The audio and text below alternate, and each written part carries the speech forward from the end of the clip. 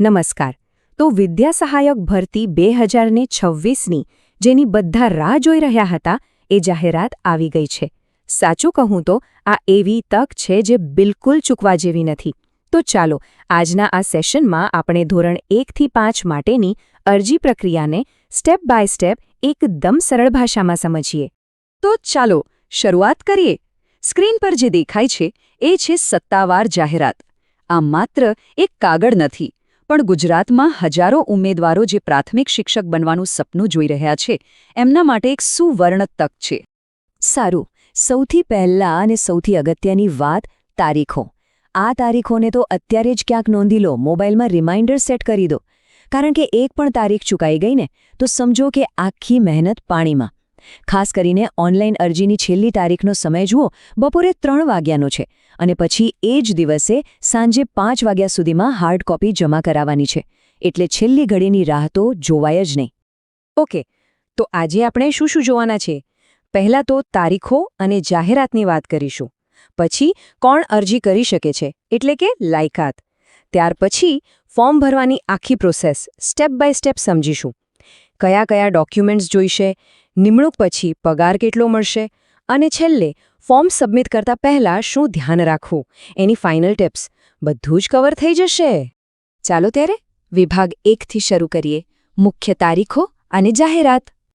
તો આંકડો જુઓ, 11,000. હા, આખા રાજ્યમાં વિદ્યા સહાયકની કુલ 11,000 જગ્યાઓ ભરવાની છે. આ નાનો સૂનો આંકડો નથી, ખરેખર એક બહુ મોટી તક છે.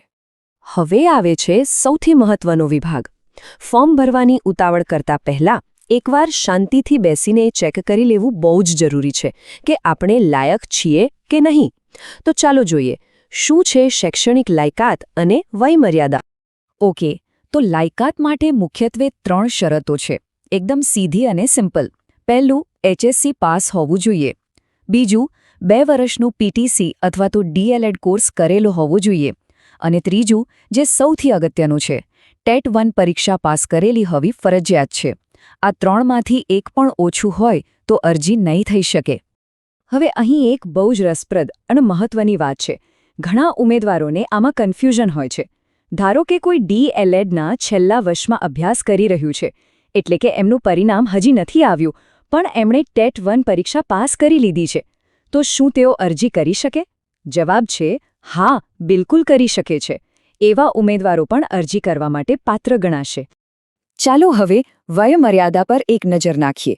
જનરલ કેટેગરી માટે મહત્તમ ઉંમર છે 33 વર્ષ. પણ હા, અલગ અલગ કેટેગરી માટે છૂટછાટ છે. જેમ કે SC, ST, SEBC, EWS અને તમામ મહિલા ઉમેદવારોને 5 વર્ષની છૂટ મળે છે. દિવ્યાંગ ઉમેદવારોને 10 વર્ષની.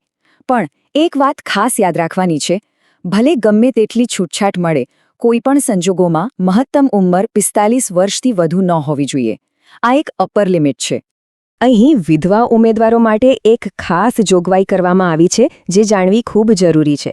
જે પાત્ર વિધવા ઉમેદવારોએ પુનઃલગ્ન નથી કર્યા એમને ફાઇનલ મેરિટમાં એમના કુલ ગુણના 5% ગુણ ઉમેરીને લાભ આપવામાં આવશે. આ એક બહુ મોટો ફાયદો છે. અલબત્ત આ માટે જરૂરી પુરાવા રજૂ કરવાના રહેશે. ઓકે, તો લાયકાતની વાત થઈ ગઈ. હવે આવે છે અરજી પ્રક્રિયા. ઘણા લોકોને ઓનલાઈન ફોર્મ ભરવામાં થોડી ગૂંચવણ થતી હોય છે, પણ ચિંતા ન કરો, આપણે આખી પ્રક્રિયાને એકદમ સરળ સ્ટેપ્સમાં સમજી લઈશું. સારું, તો પ્રોસેસ શું છે? સૌથી પહેલાં તો dpegujarat.in વેબસાઇટ પર જઈને રજિસ્ટ્રેશન કરવાનું.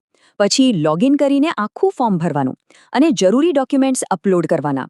અહીં સુધી તો બધું ઓનલાઈન છે, પણ અહીંયા જ મોટાભાગના લોકો ભૂલ કરે છે. પ્રોસેસ અહીં પૂરી નથી થતી. આ પછી ભરેલા ફોર્મની પ્રિન્ટ કાઢવાની છે અને એને જરૂરી ડોક્યુમેન્ટ સાથે સ્વીકાર કેન્દ્ર પર રૂબરૂ જઈને જમા કરાવવાનું છે. આ સ્ટેપ ભૂલ્યા તો અરજી અધૂરી ગણાશે. ચાલો હવે વાત કરીએ ડોક્યુમેન્ટ્સની.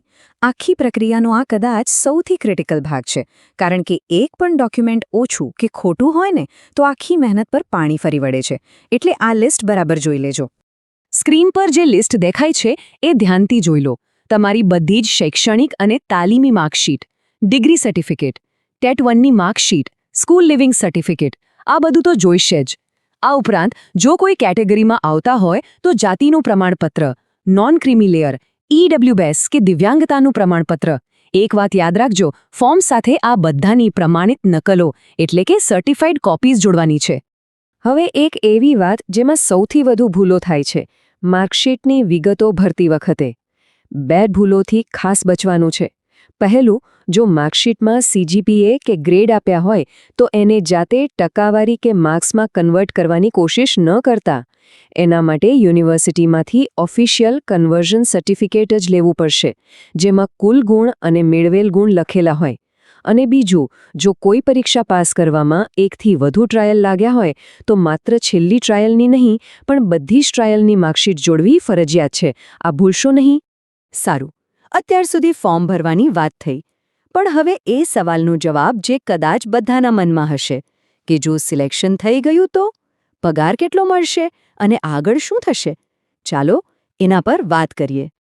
તો નિમણૂક પછીના પહેલા 5 વર્ષ માટે, જેને આપણે ફિક્સ પગારનો સમયગાળો કહીએ છીએ, એ દરમિયાન માસિક ફિક્સ વેતન 26,000 રૂપિયા રહેશે. અને આ 5 વર્ષની સેવા સંતોષકારક રીતે પૂરી થાય પછી શું? પછી ઉમેદવારને નિયમિત પગાર ધોરણમાં સમાવી લેવામાં આવશે, જેનો પે સ્કેલ છે 25,500 થી 81,100 રૂપિયા, એટલે કે પે મેટ્રિક્સ લેવલ 4 મુજબ. એ પછી બધા જ સરકારી લાભો મળવાપાત્ર થશે. એક વાત ખાસ સમજવા જેવી છે, ડોક્યુમેન્ટ વેરિફિકેશન ખાલી એકવાર નથી થતું. આ એકદમ સખત 3 તબક્કાની પ્રક્રિયા છે. પહેલીવાર જ્યારે સ્વીકાર કેન્દ્ર પર ફોર્મ જમા કરાવો ત્યારે, બીજીવાર જિલ્લા પસંદગી સમિતિ દ્વારા, અને ત્રીજીવાર ફાઇનલી જ્યારે શાળા પસંદગી કેમ્પ હોય ત્યારે. દરેક તબક્કે ઓરિજિનલ ડોક્યુમેન્ટ્સ ચકાસવામાં આવશે. તો આપણે લગભગ બધી જ મુખ્ય બાબતો આવરી લીધી છે. ચાલો હવે છેલ્લે એક ફાઇનલ ચેકલિસ્ટ અને કેટલીક સલાહ પર નજર કરી લઈએ, જેથી કરીને કોઈ નાની ભૂલોને કારણે તક હાથમાંથી સરકી ન જાય. જુઓ, મારી કેટલીક ફાઇનલ સલાહ છે. પહેલું, છેલ્લી તારીખની રાહ બિલકુલ ન જોતા, બને એટલું વહેલું ફોર્મ ભરી દેવું. બીજું, જે પણ વિગતો ઓનલાઈન ભરો એને સબમિટ કરતા પહેલા 2 વાર નહીં પણ 3 વાર ચેક કરજો. એક નાનકડી ભૂલ બહુ ભારે પડી શકે છે. બધા ડોક્યુમેન્ટ્સની સર્ટિફાઈડ કોપી અત્યારથી જ તૈયાર રાખો. અને હા, ફી ભર્યા પછી એની રિસિપ્ટ સાચવીને રાખજો. અને સૌથી છેલ્લી અને અગત્યની વાત, ઓફિશિયલ વેબસાઇટ dpeggujarat.in નિયમિત રીતે જોતા રહેવું. કોઈપણ અપડેટ ત્યાં જ આવશે. તો હવે શું તૈયારી પૂરી છે? મને લાગે છે કે આ વિગતવાર માહિતી પછી અરજી પ્રક્રિયા વિશે કોઈ શંકા નહીં રહી હોય. હવે બસ ધ્યાનપૂર્વક બધા દસ્તાવેજો ભેગા કરીને આત્મવિશ્વાસ સાથે ફોર્મ ભરવાની શરૂઆત કરો. તમામ ઉમેદવારોને ખૂબ શુભેચ્છાઓ.